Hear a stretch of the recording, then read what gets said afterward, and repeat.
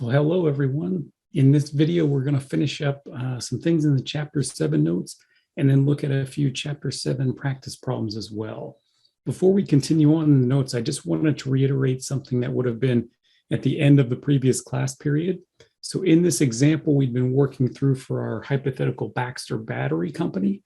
The ABC team had defined 5 activity cost pools: customer orders, design changes, order size, customer relations, and then other, which was going to be all of the org sustaining costs that wouldn't be assigned to products or customers in any way. So just to refresh our memory there, we had come up with activity rates, which are roughly equivalent to our predetermined overhead rates from our traditional costing systems. So for customer orders, that was $452 per order. For any design changes related to products, that was $760 per change. Based on order size, we were also assigning $6.50 per machine hour consumed by any order. And then for that customer relations cost pool, assigning $1,540 per customer. Again, that other cost pool here, that's just the org sustaining costs, those wouldn't be assigned to products or customers. We also just reminded ourselves that under our ABC system, we're still going to be tracing any direct costs directly to our cost object of interest, whether that's the product, the customer, or a specific customer order. And then really what we'd be doing is assigning those overhead or indirect costs via our 2-stage allocation to those particular cost objects. So first to those 5 activity cost pools in this example that we defined earlier, and then via those activity rates to the particular cost object of interest. So that picks up our new material here with learning objective 4, which was to assign cost to a cost object using that 2nd stage allocation, that bottom part on the previous slide. So going back to our Baxter example here, you might recall we had 2 different products. We had the Sure Start battery and then this Long Life battery. Well, now we want to think about assigning all of these costs to the individual products first. And we know a little bit about what kind of resources those 2 products consume or use up. So that Sure Start product required no new design resources. We produced 800,000 batteries, and customers ordered those via 4,000 separate orders. Also, each one of those batteries required 36 minutes of machine time for processing, for a total of 480,000 machine hours. The Long Life product, on the other hand, required some new design resources.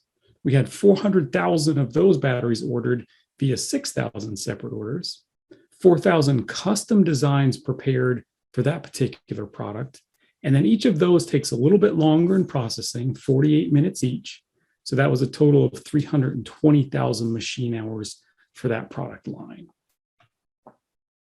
So to assign these overhead cost of products, we just want to take that activity rate for each activity cost pool times the actual activity or usage of that allocation base that each product was responsible for, that we can attribute to each product. So starting with the Sure Start, we got that activity rate for the customer order activity cost pool of $452 per order. We said a moment ago we had 4,000 separate orders for that particular product. So the activity rate times that actual activity means we're assigning 1,808,000 in total customer order cost to the Sure Start product. Now, the Sure Start didn't take any design changes, so we don't need to allocate anything from that particular cost pool to the Sure Start. And then for that order size cost pool, we had that rate of $6.50 per machine hour times the 480,000 machine hours needed to produce the Sure Start product, means assignment of 3,120,000 in order size related costs to that particular product. Same idea for the Long Life there. That customer order cost pool had that rate of $452 per order. We had 6,000 orders for the Long Life. So 452 times the 6,000 means we're assigning a little over 2.7 million in related costs to the Long Life. Now, the Long Life did take some design changes, 4,000 in fact. So $760 was our activity rate there, times the actual activity of 4,000 for an assignment of costs of a little over 3 million. And then our last cost pool was that order size related cost pool. We had a rate again of $6.50 per machine hour times the 320,000 machine hours needed to produce the long life for assignment of a little over 2 million in cost.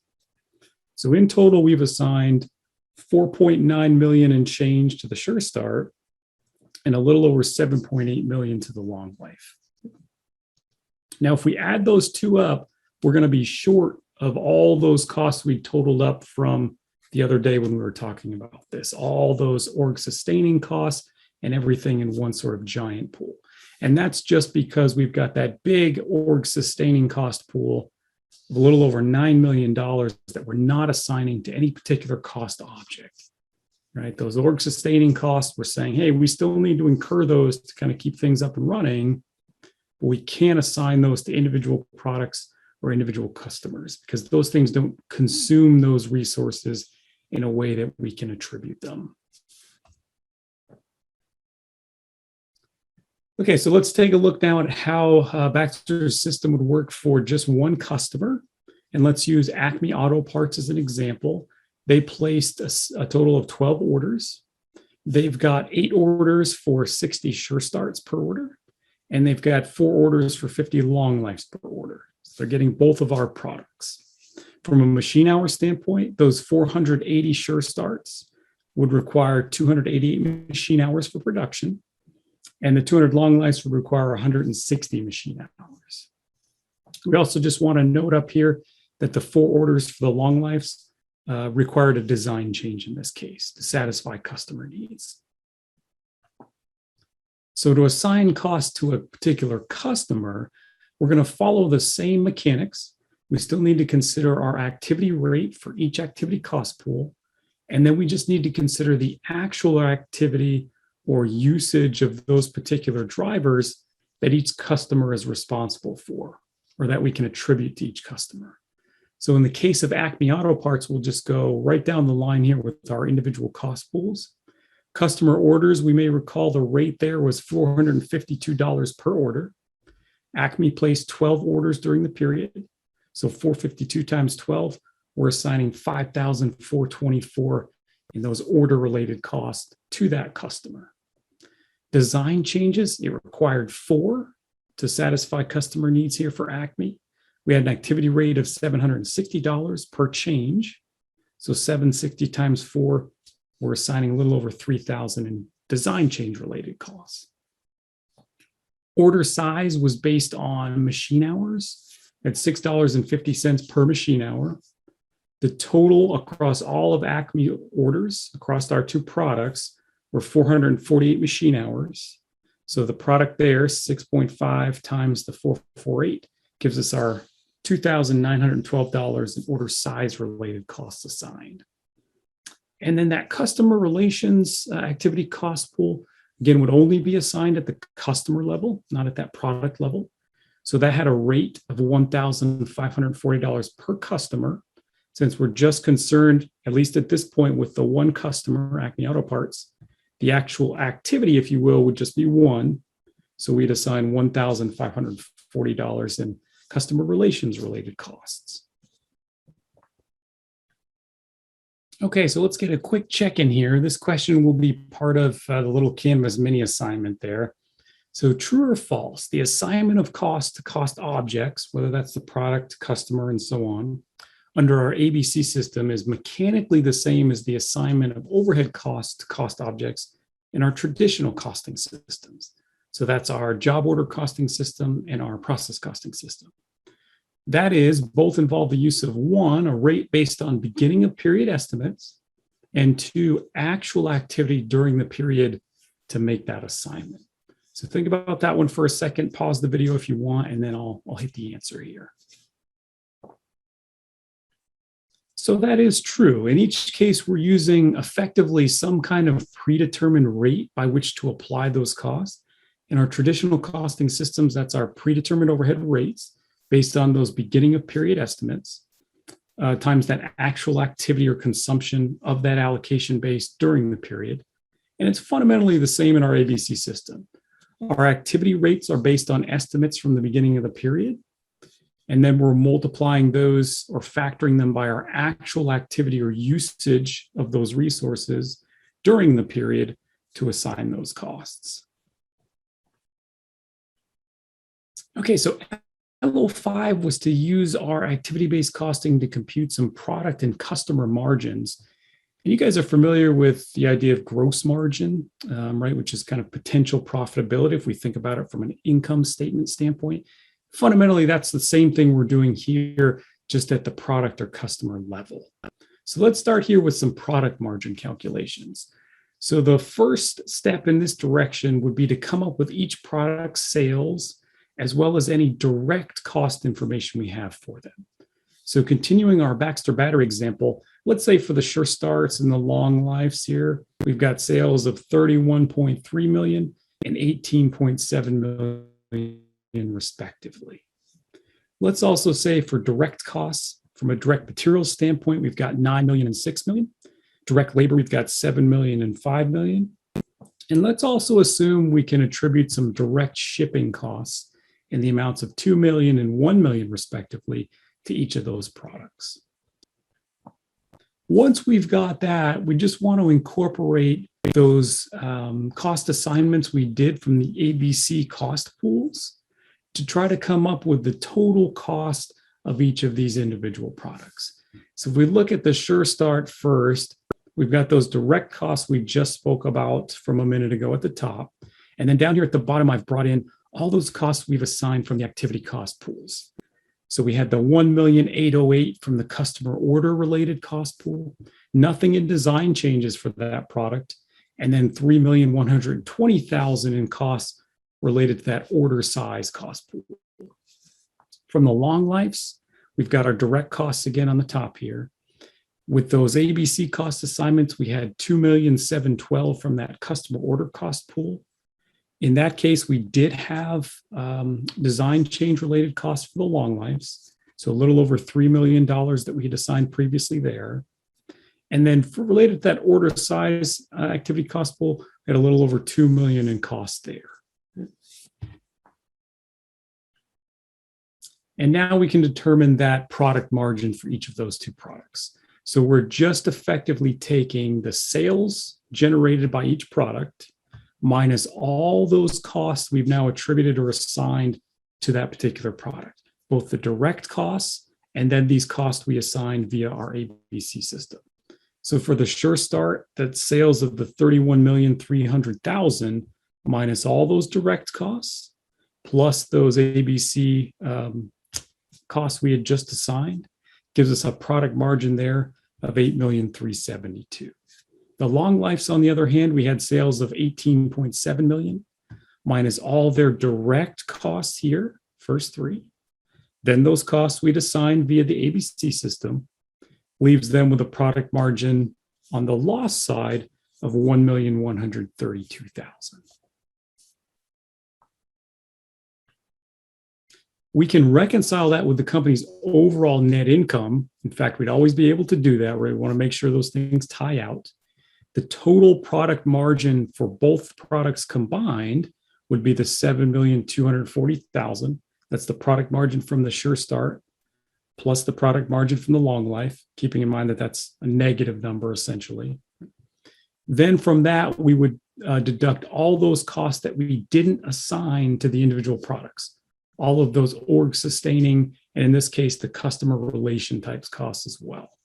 So we had a little over 3 million in customer relations costs. Then we had all those other costs, org sustaining type things, leaving us with that same net operating loss at the company level that we saw earlier of $2 million. Okay, so always want to make sure we can tie these things out. Customer margin calculation is very similar. We're just trying to determine that potential profitability, but now at the customer level rather than the product level. So let's use our same Acme Auto Parts customer to do that.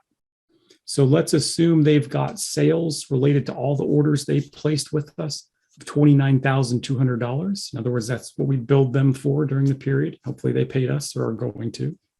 And we've also got some direct costs related to that customer as well. All the direct materials that went into filling their orders for batteries, all the direct labor that went into those same orders, and then some direct shipping costs as well. Now, to come up with the customer margin, we just want to make sure we incorporate all those costs we had assigned via our ABC system based on the resources that this particular customer consumed, or more specifically, that the products they ordered from us consumed as part of the production process. So we've got customer order related costs there that we calculated a bit earlier, $5,424. We had the design related costs for their order for the one particular battery type, a little over $3,000. Got some costs related to that order size activity cost pool, $2,912. And then we had that $1,540 in customer relations cost that we were assigning to every one of our customers. So the customer margin just becomes the difference between those things. The sales of $29,200 minus the direct costs associated with filling that customer's orders, direct materials, direct labor, and direct shipping in this case, plus all those costs we've assigned via our ABC system. Customer orders, product design, order size, and that customer relations cost. So in the case of Acme here, that leaves us with a customer margin of $384. So all things equal, we'd say, well, the Acme customer is potentially at least somewhat profitable. Okay, we don't, at least given what we're assuming about our costing system, the way we defined our activity cost pools and so on, we're not losing money by serving this particular customer. It's not unprofitable for us to do that.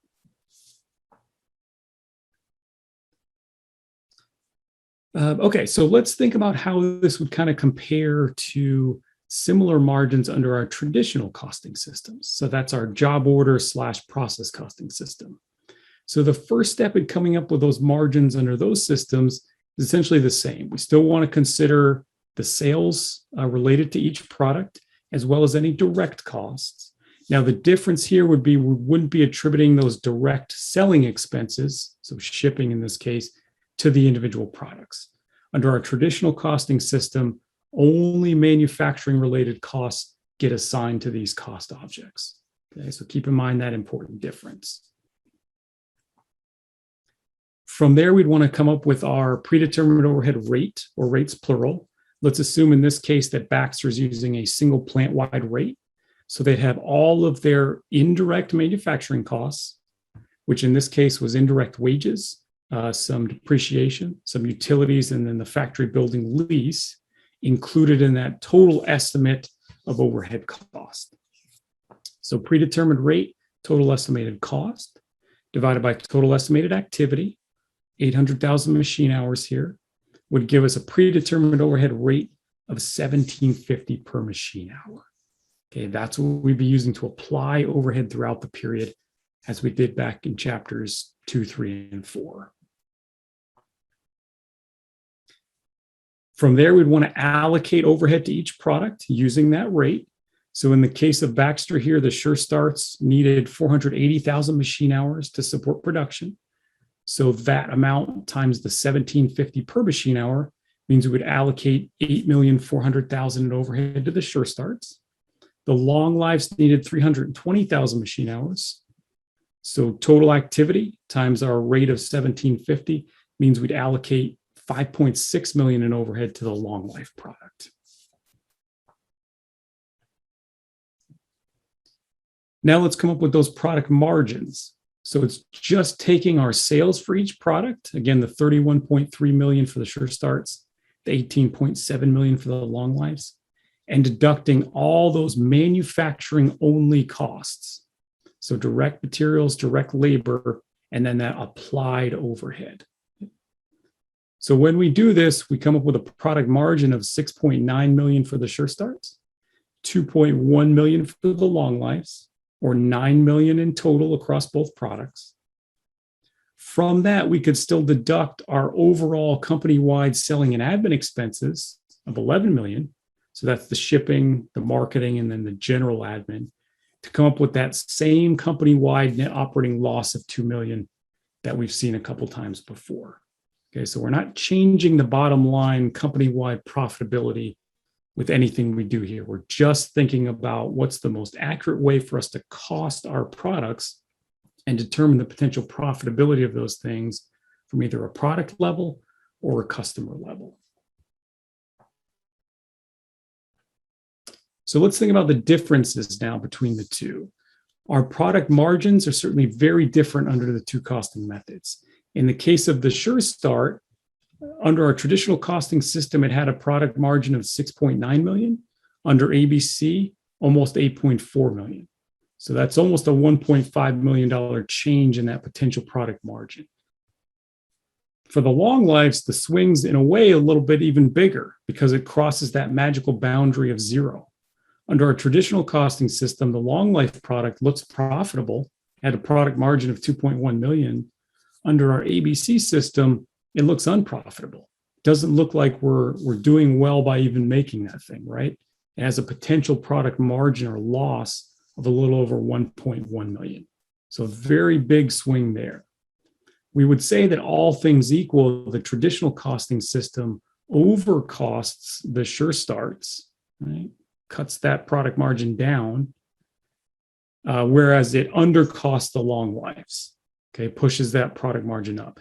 In essence, the Sure Start is in a way subsidizing the production of the long life, at least assuming that our determinations of those activity cost pools and the way we've assigned costs under our ABC system is a more accurate representation of how costs are actually driven in our production process, of the resources that are actually consumed in the production of these products.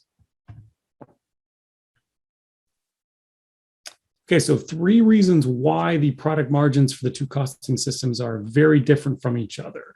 First, and we talked about this earlier, the traditional costing approach allocates all of our manufacturing overhead costs to products. Under ABC, we're only assigning those overhead costs that are actually consumed by products. So all of those org sustaining sort of high level or org level costs weren't being assigned to products at all. So that's going to naturally cause a pretty big difference in costing between the two systems.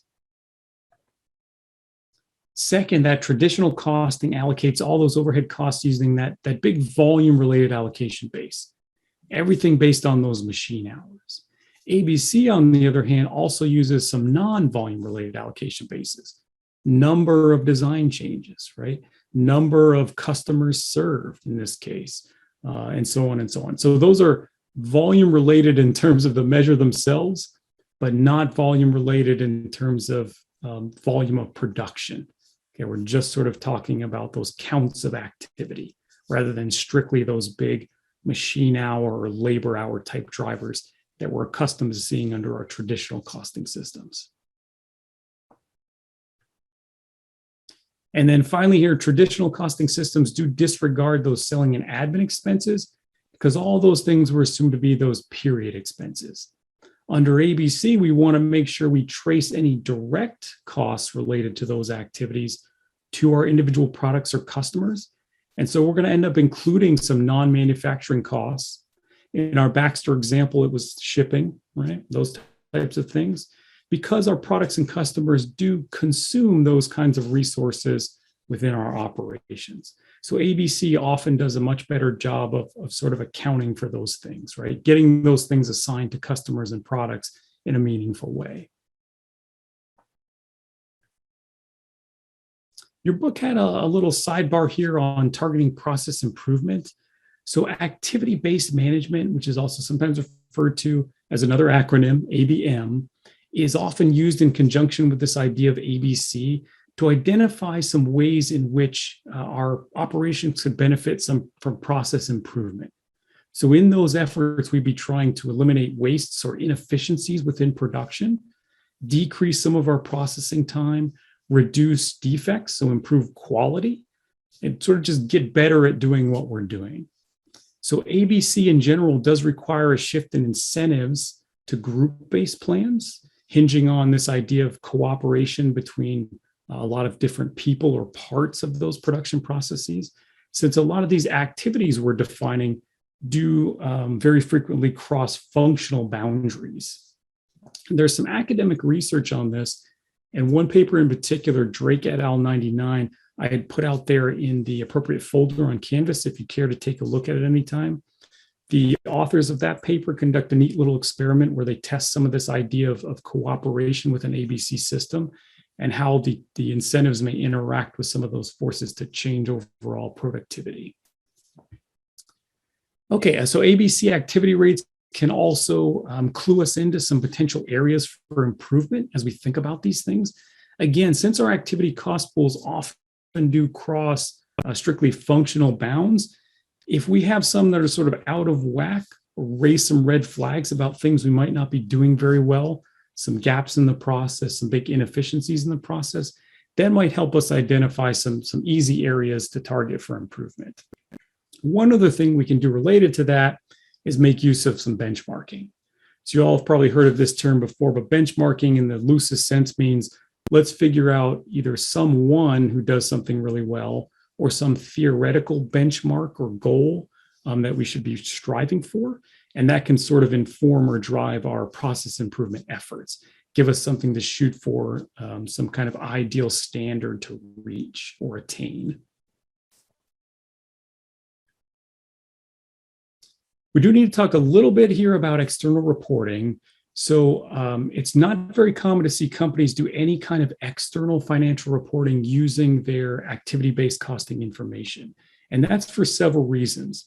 So first, as we've spoken about before, external financial reporting tends to be less detailed than internal reports. It's not done for the purpose of management decision-making. So it doesn't often have to have the level of detail that our internal reporting is doing, right? Second, it might be difficult for us to make changes to our overall accounting system to support the use of ABC. So we don't want to keep two sets of costing information in most cases. Now with automation, that's becoming a little easier to manage, but it still just doesn't get us away from the fact that we'd sort of have to keep two sets of books, in other words, for these things. So that might not be fruitful for us. 3, maybe that should be number 1 because it's very important. ABC doesn't conform to GAAP. Because we have non-manufacturing costs assigned to our products here, we're outside the realm or the bounds of GAAP, which says, hey, for that product costing, we need to have only those manufacturing costs and all of them assigned to products. ABC might include some non-manufacturing costs, and it might exclude some manufacturing costs, right? Those org-sustaining costs. Somewhat related to that, number 4 here, auditors might be a little more suspicious of all these subjective allocations we're incorporating in our ABC system. So they might conduct interviews with employees and try to get to sort of this, again, ideal construct of how our allocations are executed. Those things might introduce some additional complexities or problems. So another question for us here. And you can pause the video after you read this, think about it for a second, I'll hit the answer. But an activity-based costing system that's designed for internal decision-making will not conform to GAAP, generally accepted accounting principles, because why?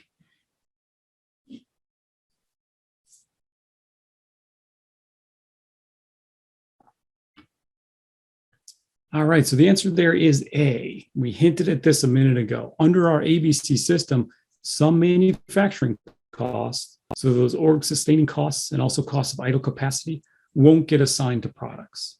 GAAP says all of those manufacturing costs do need to be assigned to products. So not GAAP compliant to be using ABC. There are a few limitations of ABC that we need to talk about. And again, some we've sort of touched on as we went along here. First, in the top left, it does take a good bit of resources to implement and maintain an ABC system. Since we're tracking these things and defining these things at a more granular level than our traditional costing systems, it is going to take us more from a resource standpoint just to execute that. Somewhat related, our managers may be a bit resistant to unfamiliar numbers and measures.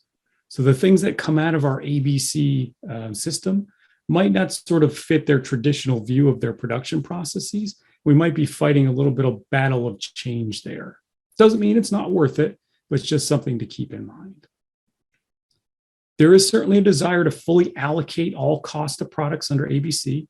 We get in this mode of thinking about all the different activities we sort of carry out within our production processes and in support of those. We may be very tempted to get some of those org sustaining costs defined at that more granular level so that we can assign them to products and customers. That might sort of lead us astray in some cases. Related to the second item, because we have some unfamiliar numbers and measures as part of this system, it may also create some problems for us as far as interpreting those results, right? Our managers just might need some additional training, and not just the managers too, everyone else working within those parts of the organization. Don't want to put it all on the managers. We might be fighting a similar battle there. And then the last one that we talked about earlier, since ABC doesn't conform to GAAP, we may have to carry out two entirely separate costing systems just to exist in terms of our internal and our external reporting. And that might make this thing a little bit less advantageous. Okay, so that's it for our notes. I'm going to switch over here to some practice problems. So bear with me just a second. Okay, so the first practice problem I wanted to look at was this exercise 7-6. And it relates to that cost hierarchy we spoke about early in chapter 7.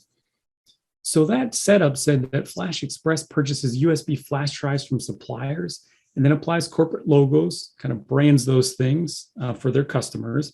They maintain a dedicated piece of equipment for each type of product they process, such as these top hat flash drives, credit card flash drives, swing flash drives, and wristband flash drives. They define batches based on customer orders. So just quick example, if one customer places an order for 1,000 credit card flash drives, the order would be processed as one batch, be shipped as one batch, et cetera, et cetera. So a number of activities carried out are listed below. We're going to define whether these things are unit level, batch level, product level, customer level, or org sustaining level. And I'll talk a little bit about the different levels as we kind of go to. Okay, so that first one says sales representatives' periodic visits to customers to keep them informed about the company's existing products and its new product introductions. So this sounds very much like something we're doing at the customer level, right? Going around on occasion to our different customers, keeping them up to date on what we're doing, drumming up new orders from them, and so on. So customer level, just in general, something we carry out, once per customer, maybe even once periodically for each customer, as we kind of imply here. Maybe that's monthly, quarterly, whatever. Something that's kind of limited at that customer level, irrespective of how many orders they place with us, how many batches we run in production, anything like that.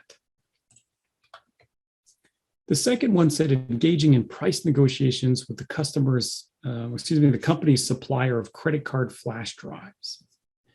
So that was one of our individual products, right? These credit card flash drives that we brand and sell to customers. So engaging in price negotiations with the supplier of those things sounds to me like a product level activity. Okay? Something we're doing either once or on a periodic basis for that particular product, the credit card flash drives in this case. And that's our general definition of those product level activities, right? It's something we're doing at that product level, be it once on a periodic basis and so on, irrespective of how many units we produce of that product, how many orders we take for that product, how many customers we serve, and so on. Okay, the third one said programming and calibrating the top hat logo application machine so that it properly applies the logo for a specific customer's production run. Now, just keep in mind our production run, it said, was organized into these groups. Customer might order 1,000 drives.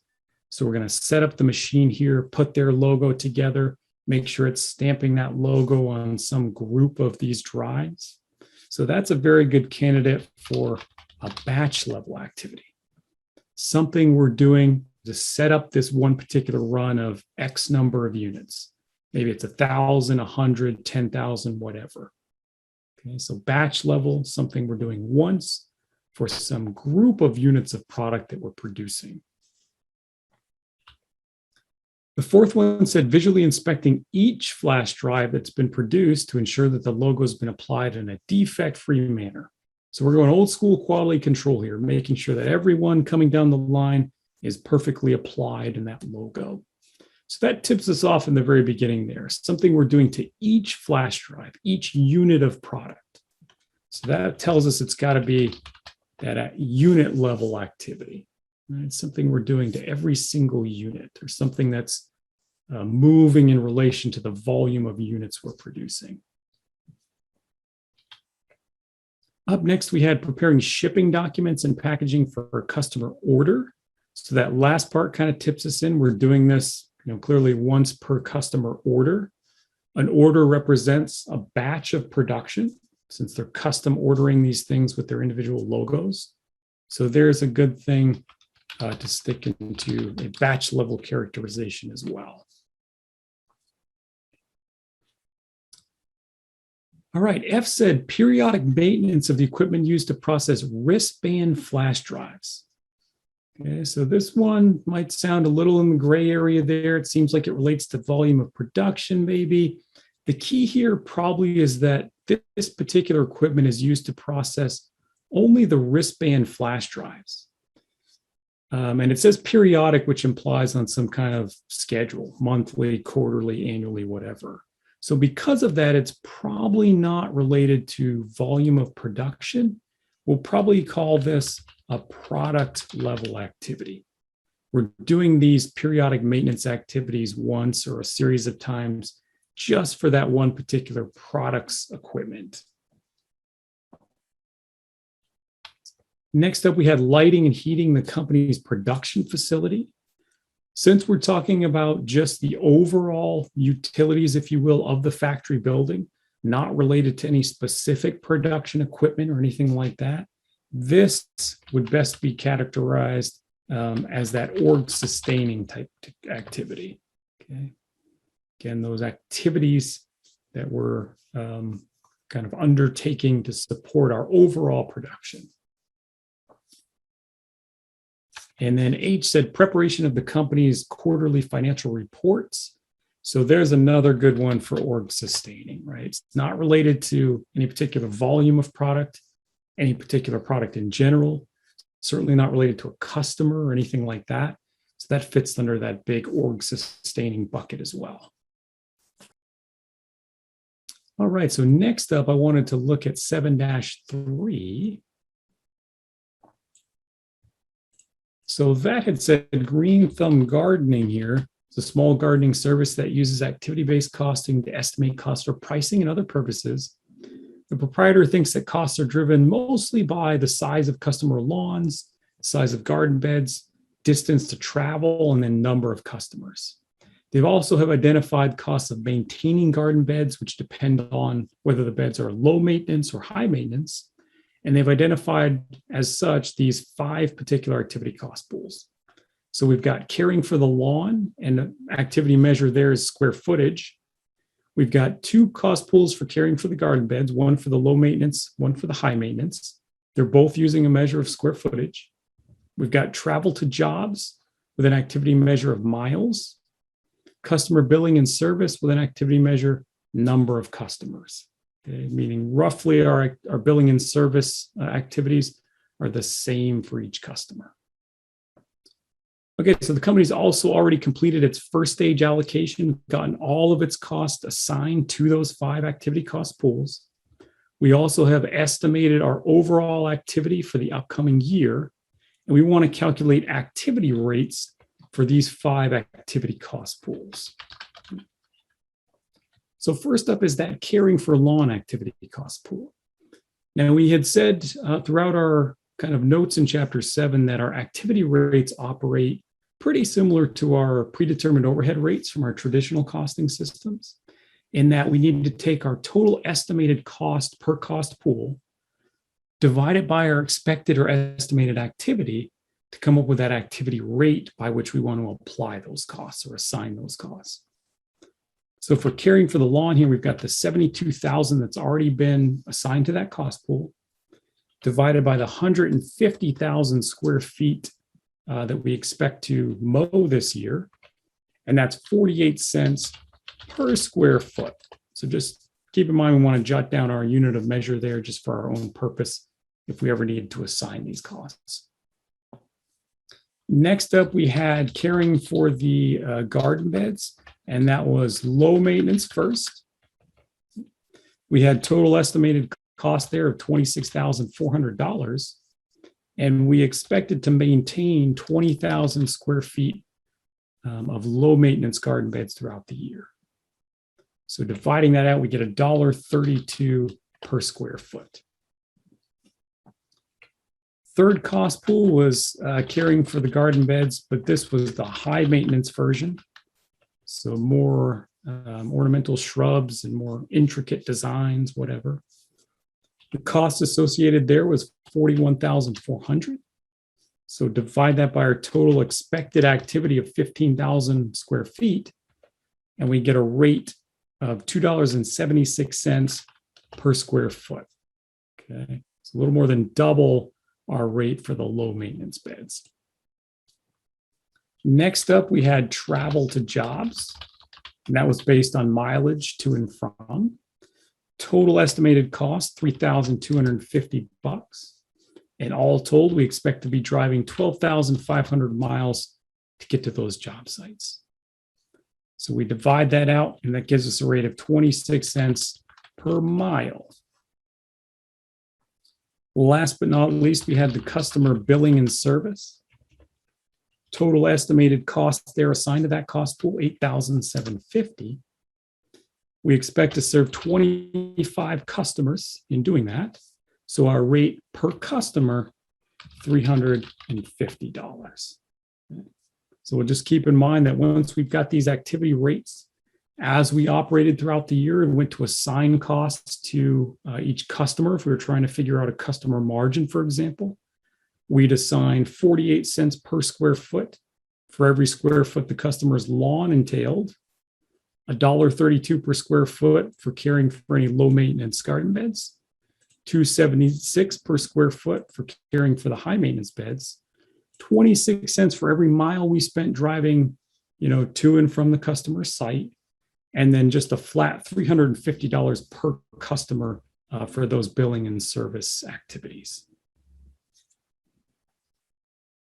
Okay, next up we had 7-11. So I'm going to shoot down to that real quick here.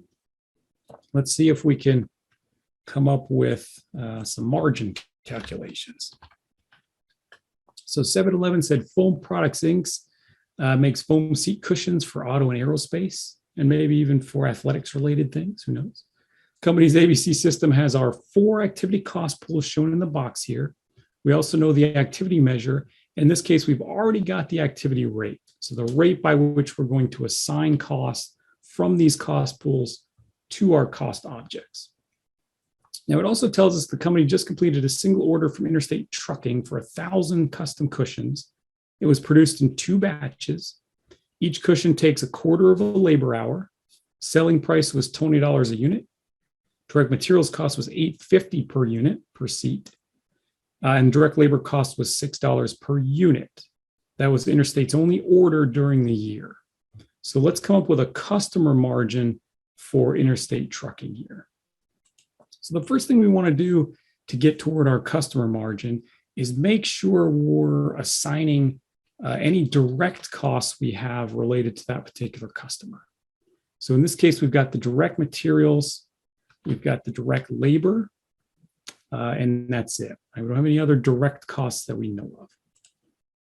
So direct materials were $8.50 per seat cushion, and they placed an order for 1,000 total seat cushions. So $8.50 times 1,000 means direct materials costs of $8,500. Direct labor was $6 per unit, based on some amount of time it takes to process one of these things. Again, times the 1,000 units or seat cushions that Interstate ordered, gives us direct labor cost of $6,000. Now let's go ahead and start assigning costs from those activity cost pools. So we've got direct labor support in that first one. That's got an activity rate of 555 per direct labor hour. So we're going to multiply that by the total direct labor hours needed to fill Interstate's order. So in fact, let's come up with that direct labor hour total over here, just so we're clear. Each cushion takes a quarter of an hour. And again, they ordered 1,000 cushions. So a total of 250 direct labor hours. So support of direct labor, $5.55, the activity rate, times those 250 direct labor hours means we're assigning $1387.50 in those costs. Next up, we have the batch processing. That's got a rate of $107 per batch. Now, their order was produced in 2 batches. So just 2 times the rate of $107 per batch means we're assigning cost there of $214. We also had some order processing. That was a rate of $275 per order. Interstate placed just 1 order this year, so technically times 1, just to be explicit. It's $275. And then we've got the customer service. That's $2,463 per customer. And we're only thinking about 1 customer, so $2,463. Okay. So there's all the costs we've assigned to this customer cost object. The first 2 being the direct costs, and then all those ABC costs from our activity cost pools. Now, to come up with our overall customer margin, we just need to incorporate the sales information. So I'm actually going to come back here and pop it on the top. Interstate ordered 1,000 seat cushions in this 1 order, and we charged them $20 per cushion for that order. So the total revenue from them, $20,000.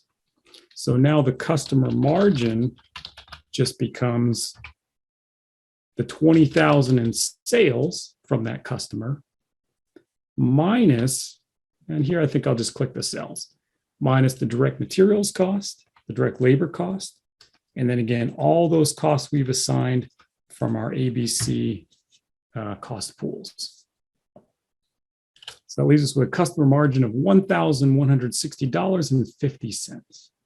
So all things equal, we'd say, yeah, our serving here of Interstate Trucking as a customer is potentially profitable for us. We're generating a little bit of positive customer margin there, even just based on their 1 order. Okay. In this particular system, we can see that the more orders a customer places, probably the more profitable they are, because we have certain costs that are based on sort of that customer level, right? Or that order level, at least. So more and more orders coming from the same customer, that particular cost will be staying the same. Other costs adjusting based on volume might end up being more profitable. Okay, so the last one I wanted to look at for now was this exercise 7-13 here.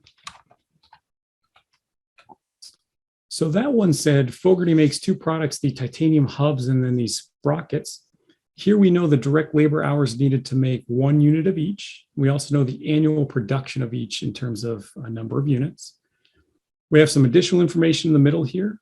Hubs take $32 in direct materials per unit. Sprockets take $18.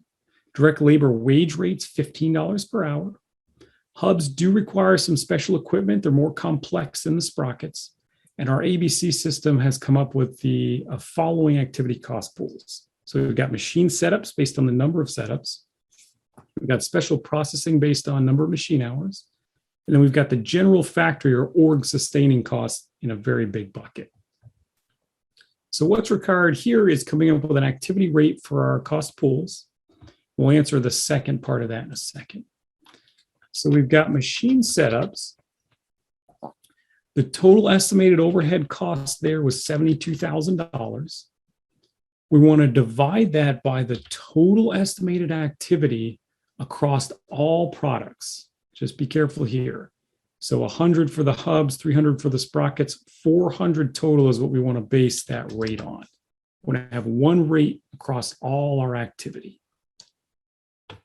So that's $180 per setup. Next, we had the special processing. Total estimated cost in that cost pool was $200,000. We're going to divide that by our total estimated activity, 5,000. And there's our $40 per machine hour activity rate. Last but not least, we've got the general factory. Total estimated cost is $816,000, but we said we don't assign those org sustaining costs to products or to customers. So not to any of our cost objects in general. So we don't have a rate there at all. Not going to assign those things. And that was the second part of that first requirement. Did you compute an activity rate for all the cost pools? No, we don't assign those org sustaining costs to products. So we don't need a rate there. Now we want to determine the unit product cost for each of these products using our ABC system. So I'm going to put those side by side. We've got the hubs and the sprockets here. So our unit product cost is going to include our direct costs. So we've got those direct materials costs. We've got direct labor. And then we also have all those costs related to our ABC system, right? So we've got essentially the machine setups and then that special processing. Okay, so let's come up with total product costs for each of these products and then worry about on that per unit basis so we're not mixing and matching too much. So direct materials, it said the hubs require $32 per unit. Each year we're making 10,000 units. So that's total materials cost of $320,000. The sprockets take $18 per unit. We're making 40,000 of those a year. So a total of 720,000 in materials cost per year. In terms of direct labor, our wage rate is $15 per hour. So for the hubs, we want to multiply that by the 0.8 hours required for each unit and times the 10,000 units that we're going to make in a particular year. So a total of 120,000.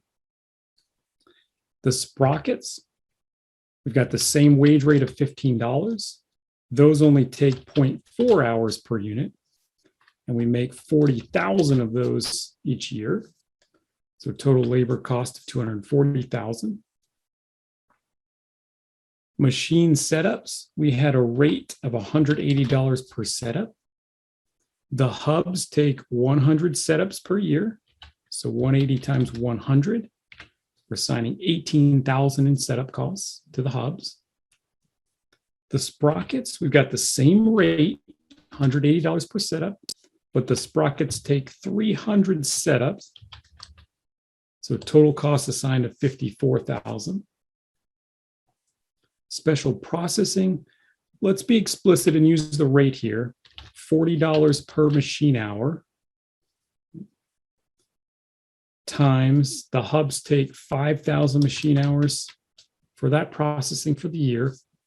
So assigning 200,000, the whole shebang. And then just to be kind of clear here, the same rate for the sprockets, $40 per machine hour, but they take 0 machine hours. So a total of 0 assigned. So let's total up all those costs, again, at the full product level. So for the hubs, we've got 658,000. And over here for the sprockets, we've got a total of 1,014,000. So that's total at the product level. Now on a per unit basis, we're just going to divide this back by the total number of units produced to get that per unit cost. In the case of the hubs, 658,000 divided by the 10,000 units means an average of 65.80 per unit. And then for the sprockets, 1,014,000 divided by the 40,000 units we make of that thing, or a per unit cost of $25.35. Now, certainly you could have done the materials, labor, setups, and processing on a per unit basis from the start. I just find it a little easier to go this way so that you're not trying to figure out the per unit amounts for those ABC costs, kind of on the fly. But if you prefer to do it that way, that's totally fine. Okay, well, that concludes the practice I wanted to go through with everyone. Be sure to make notes of any questions you have so we can address those next time in class. Otherwise, if you want to back up and review any part of the video, feel free to do so. Make sure you fill out the little assignment on Canvas as well. See you next time, everybody.